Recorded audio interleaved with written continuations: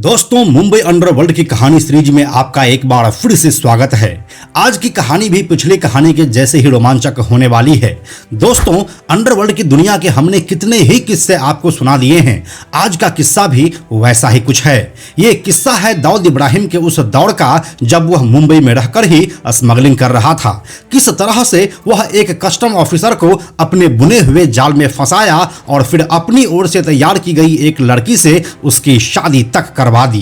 क्या है यह पूरी कहानी, आइए आपको बताते हैं आज के इस वीडियो में।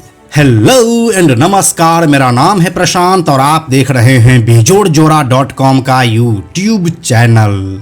दोस्तों, इस बात को तो हम सभी जानते हैं कि दाऊद इब्राहिम मुंबई अंडरवर्ल्ड में एक सड़क छाप गुंडे की तरह आया था, जिसके बाद वह हाजी मस्तान के गैंग में शामिल हुआ और फिर अपराध के हर उस अलिखित नियम को तोड़ता चला गया जिससे कि हाजी मस्तान का बना बनाया एम्पायर तबाह हो गया। इसमें सबसे पहले करीम लाला साइड हुआ और फिर वरदराजन मुदलियार, और फिर देखते ही देखते हाजी मस्तान भी मुंबई अंडरवर्ल्ड से अपने पैर को समेट लिया, क्योंकि उसे पॉलिटिक्स में आनी थी।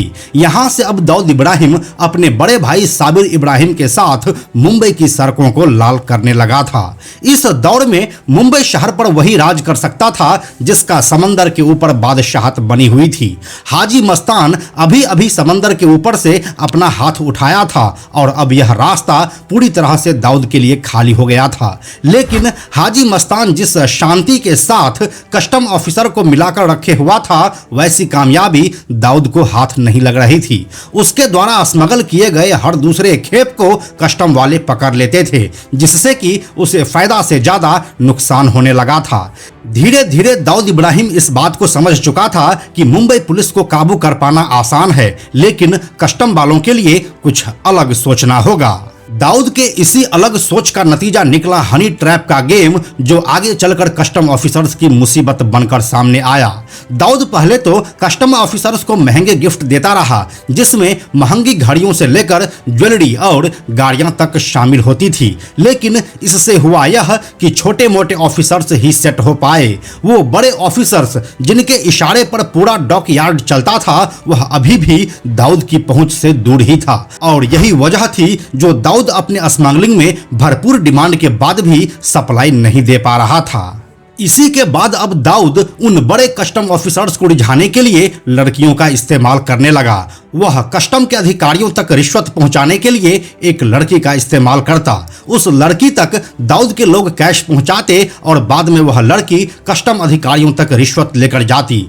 चूंकि एक खास लड़की ही नियमित तौर पर एक खास कस्टम अधिकारी को दाऊद की रकम देती थी, इसलिए दोनों के बीच नजदीकियां बढ़ती गई। ये नजदीकी इतनी ज्यादा बढ़ चुकी थी कि अब दाऊद का कोई भी सामान डॉक पर नहीं रुकता था। धीरे धीरे वह लड़की उस ऑफिसर को पूरी तरह से अपने हुस्न के जाल में फांस चुकी थी। इसके बाद दाऊद के आदेश पर वह लड़की उस ऑफिसर पर शादी का दबाव बनाने लगी और वो ऑफिसर बिना कुछ सोचे समझे उससे शादी भी कर लिया। फिर जब उस ऑफिसर का ट्रांसफर कहीं बाहर हो गया तो दाऊद ने उस लड़की को मरवा दिया। अंडरवर्ल्ड, कस्टम और लड़कियां, ड्रग तस्करी में इनका लिंक दशकों से मुंबई में रहा है। अभी के समय में तो हवाला से रकम पहुंचा दी जाती है, किसी और के अकाउंट्स में डिजिटल ट्रांजैक्शन करके भी छोटे बड़े अधिकारियों को खुश किया जाता है। लेकिन उस जमाने में सिर्फ कैश और महंगे गिफ्ट्स ही चलते थे। स्मगलर्स की यह साजिश किसी को पकड़ में ना आए, इसीलिए हर माफिया डॉन लड़कियों के जरिए ही ऑफिसरों तक रकम और गिफ्ट पहुंचाया करता था। उस दौरान लड़कियां सिर्फ रिश्वत देने का ही काम नहीं करती, बल्कि हथियार भी छिपाकर एक शहर से दूसरे शहर या फिर एक जगह से दूसरे जगह लेकर जाती थी। अमूमन किसी लड़की या महिला को साथ में देखकर पुलिस वाले शक नहीं करते हैं। कई अंडरवर्ल्ड सरगनाओं ने एनकाउंटर से बचने के लिए भी कई बार अपनी गर्लफ्रेंड या पत्नी को साथ में रखा था। इस बात को बाद में मुंबई पुलिस के कई ऑफिसर्स ने भी माना कि कस्टम वालों को ही खास तौर पर सबसे ज्यादा खुश करने की अंडरवर्ल्ड सरगनाओं की कोशिश रही थी।